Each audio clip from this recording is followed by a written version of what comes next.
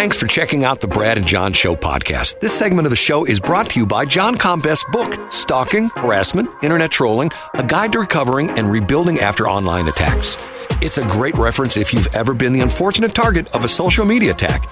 It's available on Amazon. Just search John Combest. That's C-O-M-B-E-S-T, John Combest, and the book will show up in your search results. Now it's time for another segment of the Brad and John Show. Can you handle it?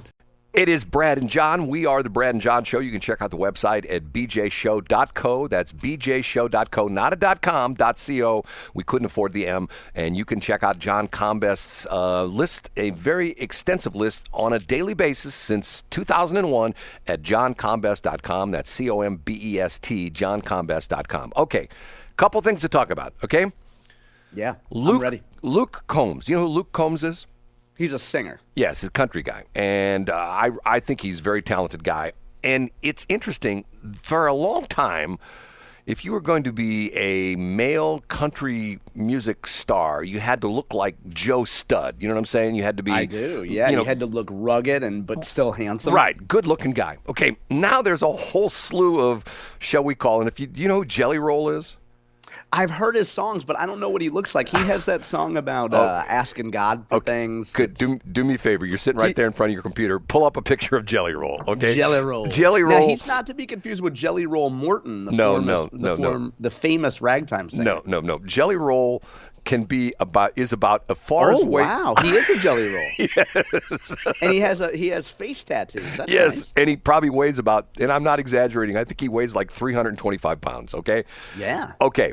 So what's interesting about this is Luke Combs is not, and take a look at Luke Combs. And once again, I'm not here to diss these guys, but I think this is interesting because for a while you couldn't, if you were the world's best, if you were the world's best country singer, if you were so good, you wouldn't make it if you didn't look like the part. If you didn't look like Luke Bryan. Luke Combs is no Luke Bryan. Exactly. Okay. Yeah. So Luke Combs is a guy who looks like when you went to the 7-Eleven, he would be working behind the counter, right?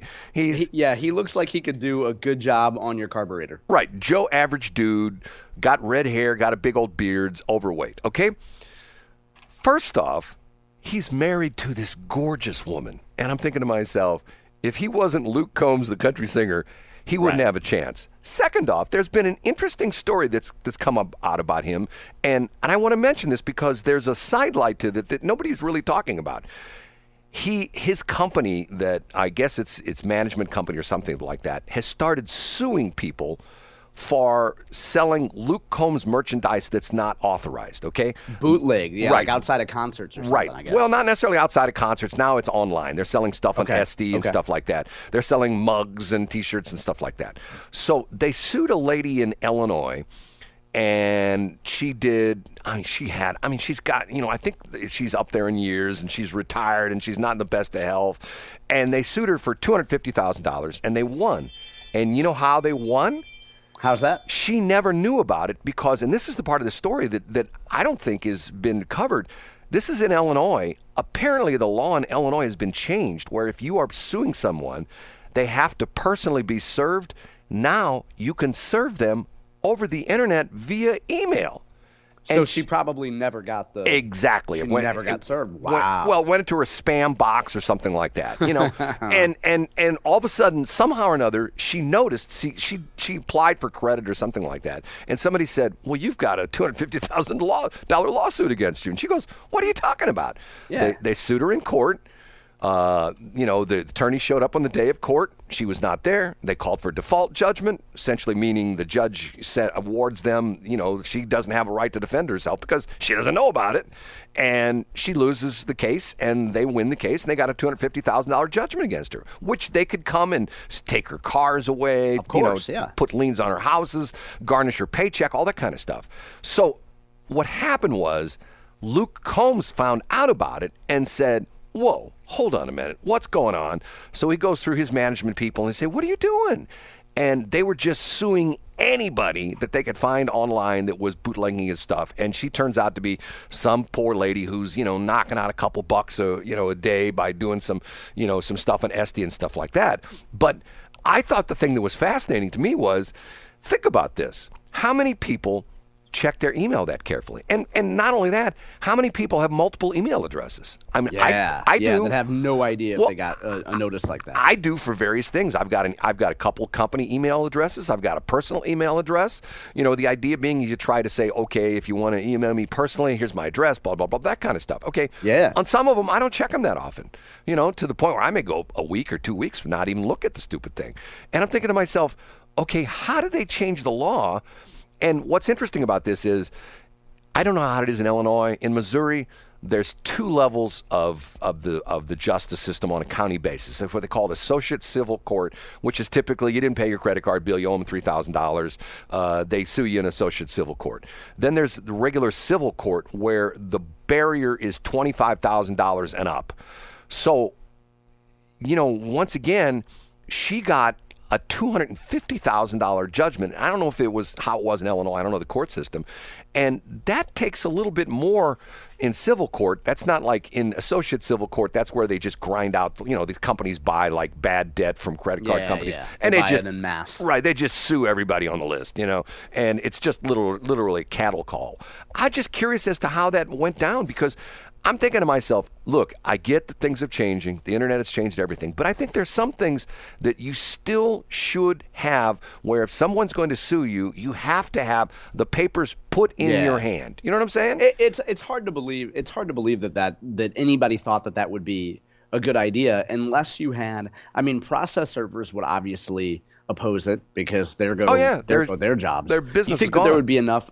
And so the curious thing to me is, did this become a story and then Luke Combs found out about it and then he came in on his horse to save the day? That's the story. Is that what happened? Yes, okay. that's well, the it's story. Obviously bad, and I'm quite cynical about most of these things, but he clearly is receiving more PR out of this. Than, right. The value of this is huge for him. Right. He's a good guy. Now, the downside to it is, and what's sort of crazy about this is, that there is so much copyright theft.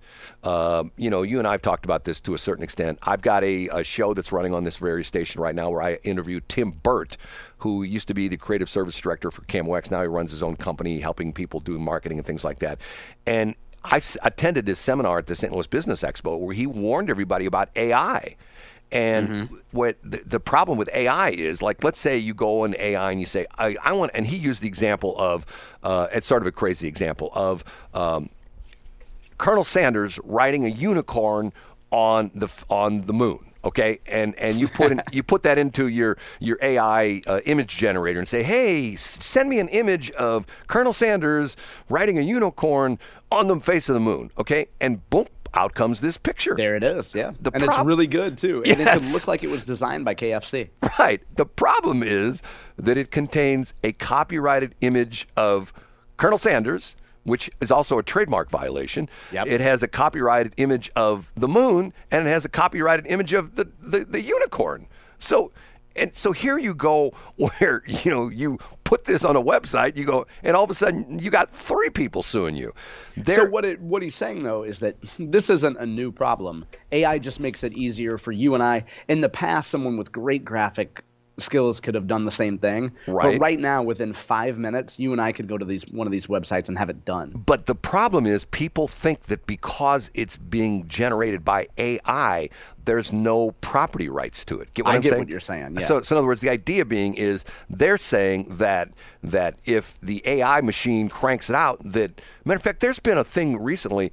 I think recently it was I can't remember what this was, where it was an artwork. I see if I can look this up. You're the guy that knows all this kind of stuff. It was an interesting thing where some guy submitted some piece of artwork to some board or something like that. Yeah, and they won. And he won the contest. Right. But then they said, then he admitted he did it on AI, and they go, well, guess what? Yeah, you don't win the contest. He won it was some art thing like that where he got first prize. He was a young guy too. Yes, and then he admitted he did this on AI, and then they said, okay, well, if that's the case, you don't win the award, and they rescinded the award, which was sort of crazy. Okay. Other thing, Francis Howell, you talked about the CBS 60 Minutes piece on Francis Howell. Any more on that? Is there any follow-up on that? No, it was nothing more on that. It was a weekend piece on NBC it was really focused on state legislatures across the country, but zeroed in specifically because a leading transgender stage mom is in the Francis Howell School District, and really you could tell pitching herself to different networks. So that's why the focus was on Francis Howell. You know, you and I talked about this, I think on Monday. We talked about where the DESE scores comes out. And DESE, you're the expert. DESE stands for? It's DESE. DESE. And it's Department of Elementary and Secondary Education. Okay. And essentially they came out and said, test scores stink. Isn't that essentially the bottom line of what they said? Yeah, they said. I think they said it to be more polite on their term. I think they said that the scores have stagnated and were largely the same as last year, and that's because of pandemic learning. What was interesting is that in the St. Louis area, there were a handful of districts that fell out of the top 10%, and one of those included Rockwood. Some historically really good schools fell out of the top 10%. The bottom ones were ones you would expect. Brad and I's alma mater, which is no surprise that a school that Brad and I went to wouldn't be a great school, which is the Hazelwood School District. And then obviously urban school districts perform very poorly. You know, what's so sad about Hazelwood is I'm a graduate. I'm a long time ago graduate, more than you. I mean, a couple decades difference between you and I, a couple decades plus of you and I graduating from a Hazelwood school system. When I went there, one of my best friends was a guy by the name of Dave Passmore, who went to MIT. And another friend of mine was Bob Rowe, went to Rolla and both of them got engineering degrees. I had guys and women too who became doctors and lawyers and engineers. And that was all out of the Hazelwood School District. Now, I'm not saying that doesn't happen anymore, but the district at one point in time was a decent district. Of course it was, yeah. And, you know, it wasn't that long ago. It was in the 80s still, too, Brad. I mean, I entered the school district in the 80s. And you know, the other thing is for any area in the region, it's all relative. So I had a number of friends, the statute of limitations has long expired on this, who lived in the Riverview School District, who claimed residency north of Bell Fountain Road, which means they were able to go to Hazelwood School District, because if they didn't lie about their residency, they would have gone to Riverview Garden School District, which was much worse than I shouldn't say much worse, but which didn't have the type of schools that Hazelwood had. So it's all relative. Well, the crazy thing about that is, and I still have teacher friends that I get into arguments with this over.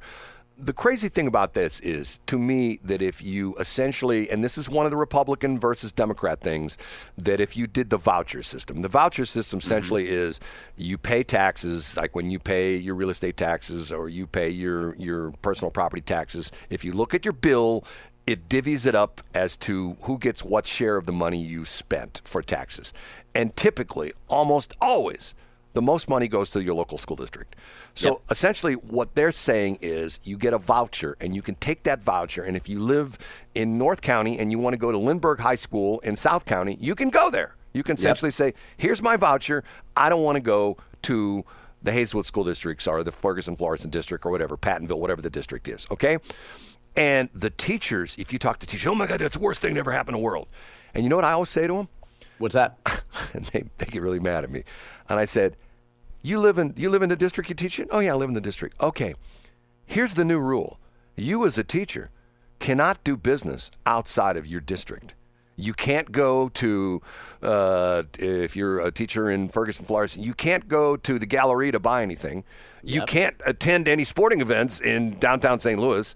You can't go to a restaurant you can't go to the Hill to eat at an Italian restaurant. You have to do everything within your district. Well, that wouldn't be fair. I mean, then they go like, well, essentially what you're doing is the same thing. You're essentially saying that because you live in a certain area, you have to go to that school. And the reason I think it's bad is because it's capitalism 101. Capitalism 101 is that places that are successful, people go to, and they spend their money, and places that suck, they don't go and spend their money there, and the places go out of business. You know what I'm saying? We talked about it last week when you were talking about your friend Mike Elam and regionalism versus, and we talked about the concept that people vote with their dollars, people vote with their feet. Right. And Brad, you're not a big Twitter guy. the number one topic on Twitter in the last, I'd say, 10 days among the Missouri political crowd, left, right, middle, everyone, has been exactly what you're talking about, which is, you could call it education, quote, reform. I hate the word reform. I never use the word reform because it doesn't mean anything.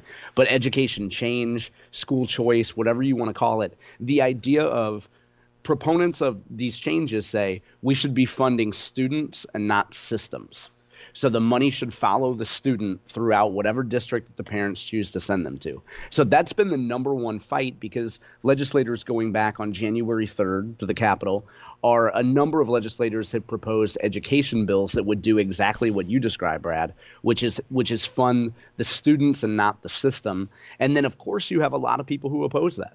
Well, and to a certain extent, the interesting thing is that you still get into a situation where if you buy a house, I think the realtors are not allowed to tell you that the school system sucks or the school system is great. They used to be able to say, well, the reason you want to buy in Ladue is Horton, the Ladue school system is so wonderful. You can't talk. I didn't know that you couldn't talk about I knew you couldn't talk about racial composition and things like that. I think that was the case. I think you can't. I think you can say the schools are top rated, but or you could say just Google it. Well, the crazy thing about it is you read all these stories about the people that have money. Even Barack Obama was a big person for public education, but yet he sends these kids to private school. Yeah. And how many times do you see these politicians, especially on the national level, who, with the Democrats, we want our school system, union teachers, we need that. And yet they're sending their kids to private schools. So what does that tell you? Yeah. And the challenge that we've seen in Missouri is that there's a number of Republicans that are in rural areas. So if you're outside of a city or a suburban area, chances are there's a lot of rural Republicans that really like their school districts. And even more so, there's a number of state legislators that used to serve on a school board. Maybe even they were a teacher. They had some involvement in their community, and they don't want to feel like they're bad-mouthing their local school district.